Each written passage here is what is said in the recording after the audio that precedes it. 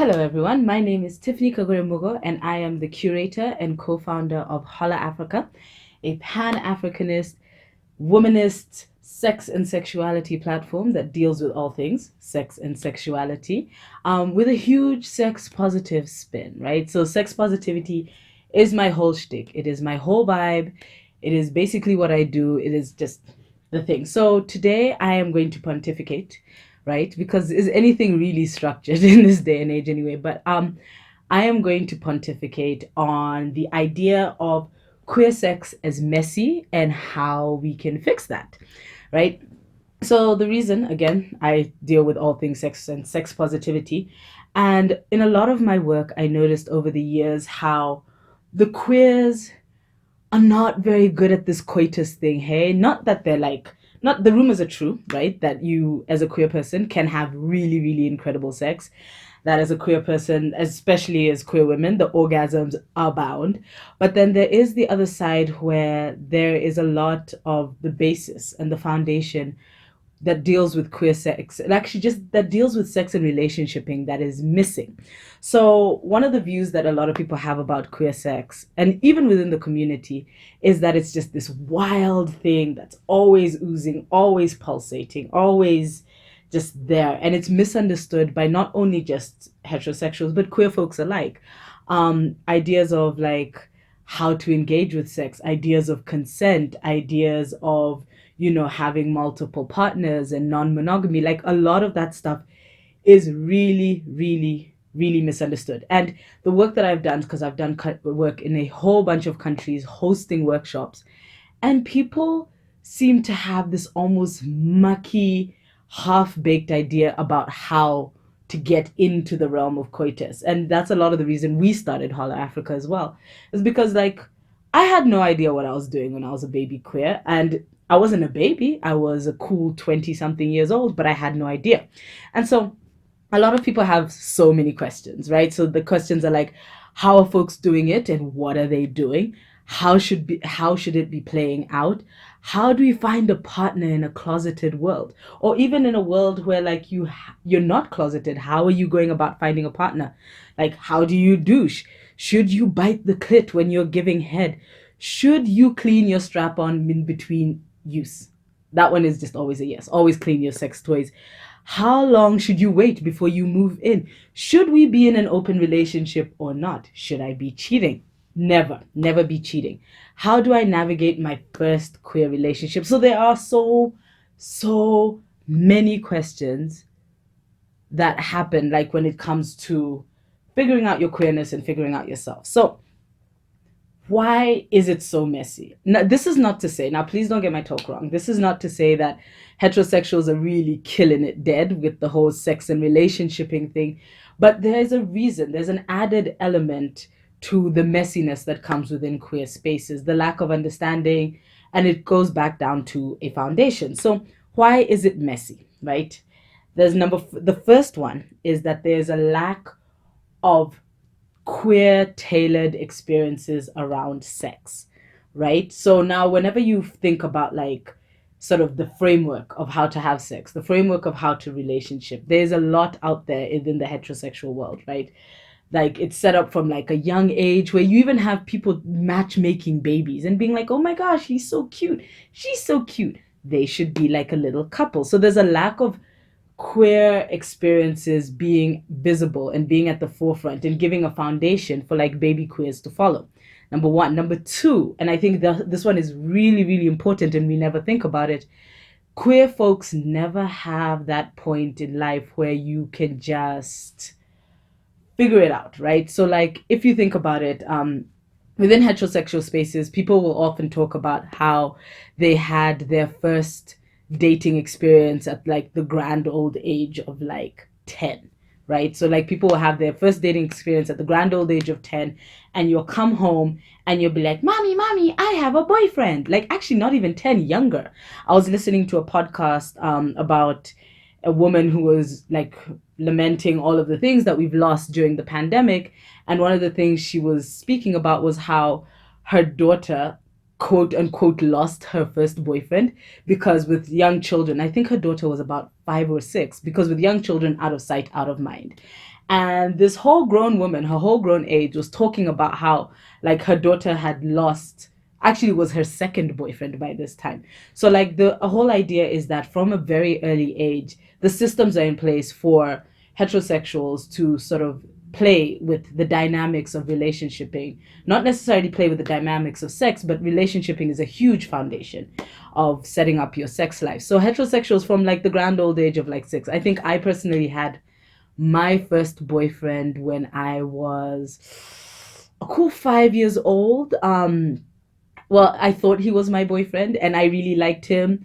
And he was a couple of years older. I've always liked them a little bit older. And everyone really like celebrated and tolerated that, right? And they were just like, oh my gosh, it's so cute. Like, this boy is such a heartbreaker, and your girl, she's going to make such a good little wife. Look how she's gone to get him like fake tea or whatever it was I was doing. But queer people don't have that. And so now with the heterosexuals, that sort of basis and that sort of playing around with relationships and relationship dynamics goes well into middle school and high school. And by the time you're at university, like, how you've got the dating game down pat.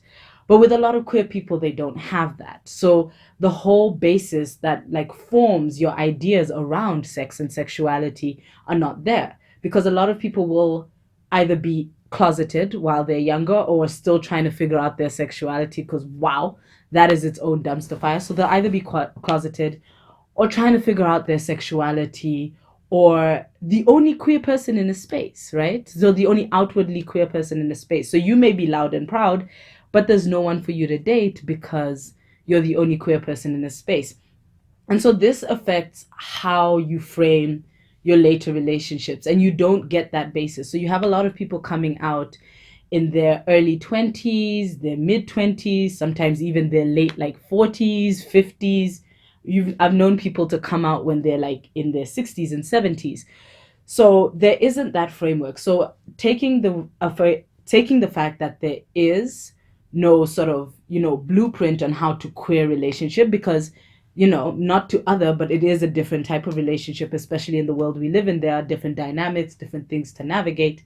So taking the fact that there is no framework and adding it to the fact that there's no space to create a framework, especially in a younger setting, around relationshiping. And then obviously you grow up and there's no sex ed around queerness. The sex ed is already terrible as it is, but like there's very little sex ed, if any, around queer relationships and the dynamics there.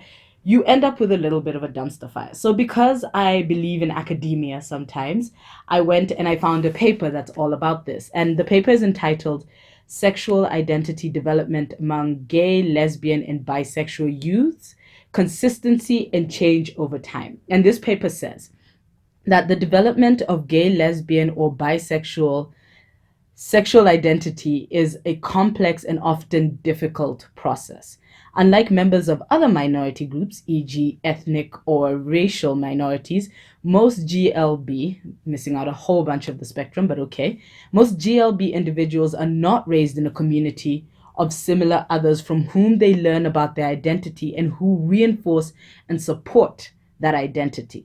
Rather, GLB individuals are often raised in communities that are either ignorant of or openly hostile towards homosexuality.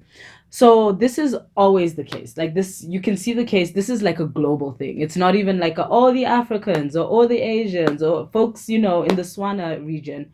Well, as many people call it, the Middle Eastern region. It's not even a case of that. Even if you look in like the most progressive spaces, people will often find their chosen family or their community at a much later time. So within the schooling years, often people will have their friends and they'll have their dating and they'll figure it out during that time. But there is some sort of, but not, this is not to say that it's completely not there, right? And I think this is something that I need to stress, especially coming from an African context, that these relationships are there, like these queer relationships are there, but they're very hidden. They're cloaked in a lot of coding, a lot of they're cloaked. I'm trying to remember the word. The English escapes me. Sometimes English escapes me, but they're cloaked in a lot of secrecy and a lot of codes and a lot of different ways of talking about it. And over my time, I've heard about different types of stories that continue on to this day of people having these almost pseudo relationships with often people older than them. So somebody in grade X will have a quote unquote big sister, little sister relationship with somebody 3 years younger than them. In Ghana, somebody once told me about the idea of doing supi, which is when you are actually sort of adopted by an older person, usually a woman. So a woman adopting like a younger person within the schooling years. And you have this almost pseudo relationship where it is almost like a very traditional husband-wife relationship because there are acts of service involved. There is an element of care involved, an element of protection involved. But some of these would sometimes morph and have a more of a sexual element, right? But this was obviously very, very much cloaked in secrecy, very, very much ending after a stipulated period of time, be it somebody graduates and leaves or it just no longer is kosher. Um, Often these were heavily frowned upon. And if you find it in other contexts where people are doing this, because I am from Kenya, and I know that this does happen also within like the Kenyan context where there are these relationships, and often sometimes they won't have the age gap and the age power dynamics, but there are these relationships that are coated in this idea of care, in this idea of engagement and stuff like that. And then when they are found, there are often quite dire consequences where I've even known people to be kicked out of their school when they were much younger because they were like accused of being a lesbian. So the paper, so this is like speaks to the idea that the paper is trying to push that there is a secrecy around these communities and there's a hostility around these communities and these sort of relationships that disallow them from coming out and being focused. So the paper continues on to explain that identity formation consists of becoming aware of one's unfolding sexual orientation, beginning to question whether or not they may be GLB, and exploring that emerging GLB identity by becoming involved in gay-related social activities and or sexual activities.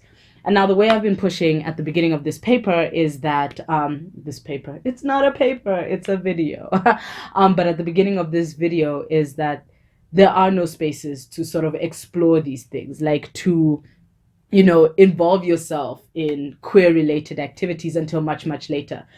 Some people will be during university when they join a queer society. Others it will be even later during work things when, they start going to clubs and now have that disposable income. So there is a huge ability, there's a huge hole in the ability to sort of form this very important part of your identity.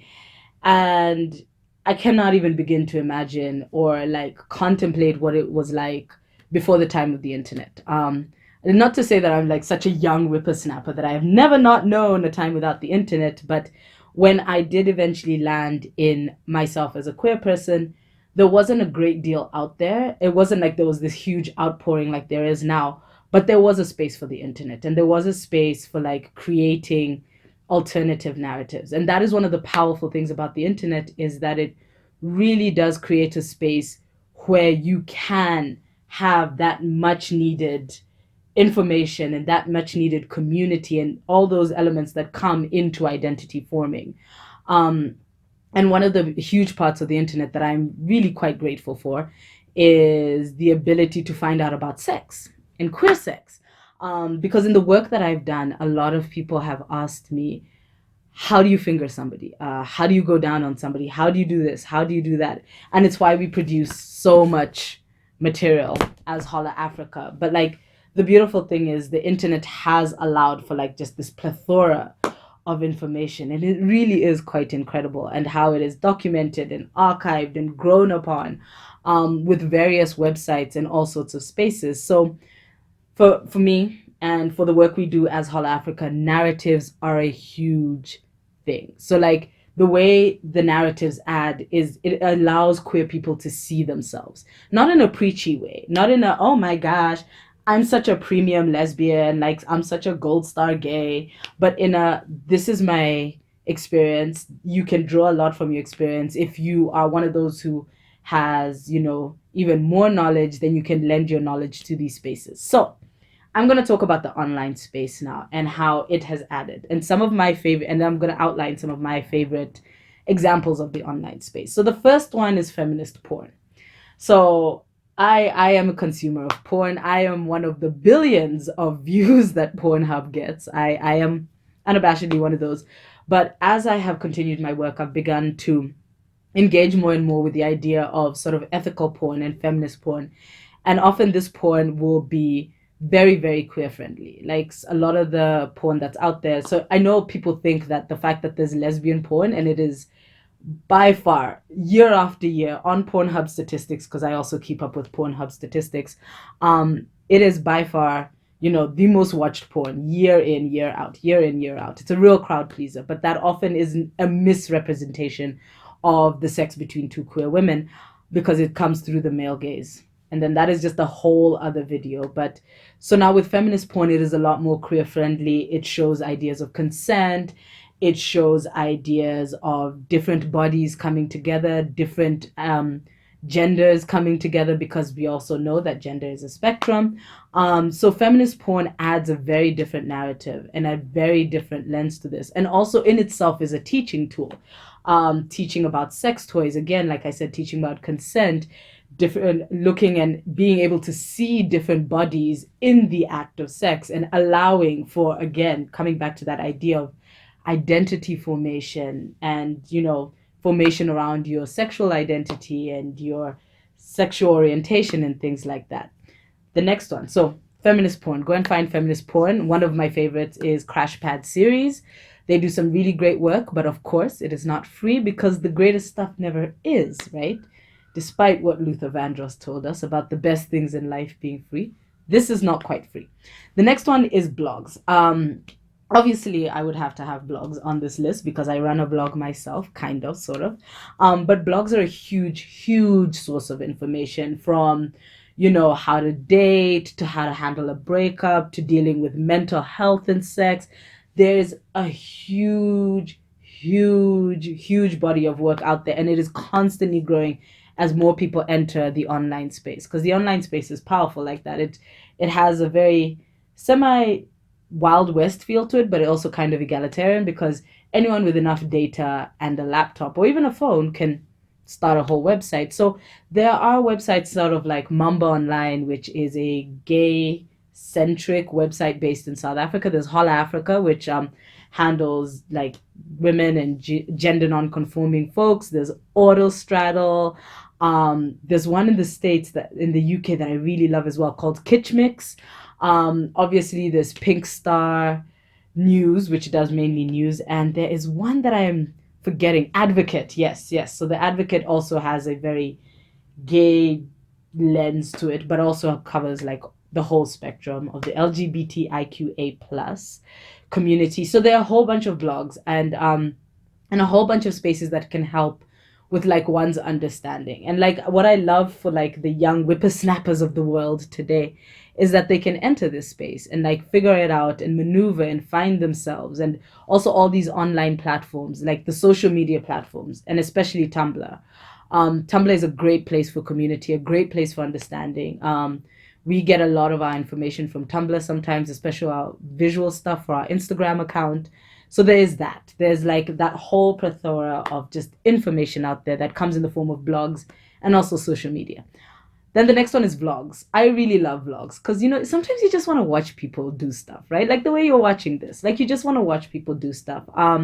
So there's whole people who do, and now vlogs have taken on like a sort of new thing, as a lot more platforms are allowing for the hosting of these sort of video elements to information giving. So you've got TikTok, which is like really coming up in terms of like giving information about things. One of my favorite TikTokers is called Queer Muslim Therapist, and she does exactly what she says, right? She's a queer Muslim therapist, so she takes on queerness from a therapeutic lens, from a religious lens, and also just from a queer lens. Then there is a personal friend of mine called Kim, and she does Sunday sex service. So, sorry, they do not misgender people. They do Sunday sex service. And it's a brilliant series, and it handled everything. And it was all on Instagram. So there's TikTok, there's Instagram, there's Facebook Lives. So it's not only about just going on to YouTube and going, "Hi guys, welcome to my channel." There's so many spaces where this information can be shared, and it's almost like micro vlogging. I guess it would be called micro vlogging, where you can host this stuff on different platforms. And then this podcasting. Like, who does not love a good podcast? Like, I have become obsessed with podcasting, both listening to them and creating them. I am currently on my third round of a podcast because apparently I have commitment issues, but this one, crossing fingers, it'll stick. So some of my favorite podcasts are, of course, my own, basically Life Pod, which just, I sit there and I just chat to people about their sex lives and about their love lives, and using that as a source of information. And then obviously there's that part of the podcast where I will speak about whatever it is the topic is, and I will be like, here's some extra information. And another one I love is, again, from another person I know, called Loren, and it's called Open Wide Say Ah. And it is a really brilliant sex positive podcast, queer centered, queer focused, but just generally sex positive and awesome. And there's lots of these out there, right? Like the way I said that this is my second or third foray into podcasting. So the first one was The Wildness with Tiff and Manda, which has about 40 episodes and covers all things queer and sex positive. It was quite a wild ride and has a whole source of information. So these online spaces are really quite brilliant. And then, of course, I just need to double back onto the fact that the social media space is just bursting with information about queerness, how to queer date, how to queer sex, how to queer friendship, how to handle your mental health. It is just bursting with absolute information. So it's one of those things of the online space is really, really powerful because it has allowed for more information than ever before to reach people who need it. Obviously, we need to remember that there is still the great internet divide and the great technological divide where it's not as open to everyone. So internet penetration within the continent, within Africa, is not anywhere as near as, say, the United States, where everyone is plugged into everything all the time. But it is still a really, really important element in terms of adding to the narrative, in terms of knowledge production, in terms of community building. I've seen some really powerful things and really powerful spaces built purely on the internet space. One of my favorites is based in Nigeria and creates a safe space for queer Nigerians, not only to find out information about queerness and also visibility, to just see themselves and to see people who look like them on the internet, but also created spaces to for jobs. And I've also seen them hook people up. So people will come in and be like, "Hey, I'm looking for a femme based in Lagos who likes to, go to the beach sometimes and likes to read. They need to have a job." And people find love. And I think that is really, really powerful and something that we never would have even been able to dream of. Like, I know it's not something I even would have dreamt of when I started HOLAA and I was using the internet space. So I think there's something really powerful to be said about the ability to disseminate information, the ability to create community, the ability to just find identity and identity formation, and how that helps. How that is helped by the internet, I think, is extremely powerful because it is extremely needed. And there's still a ways to go. Like, I'm not going to sit here and be like, we've reached the end of the road. We're doing great. We're doing awesome. There's still a ways to go. There's still so much work. There's still so much space for more queer voices. But I think the internet space is doing a great thing. Is doing a great thing because there is that hole in information. There is that hole in terms of having that time where you form your identity, where you find your community, where you find your squad.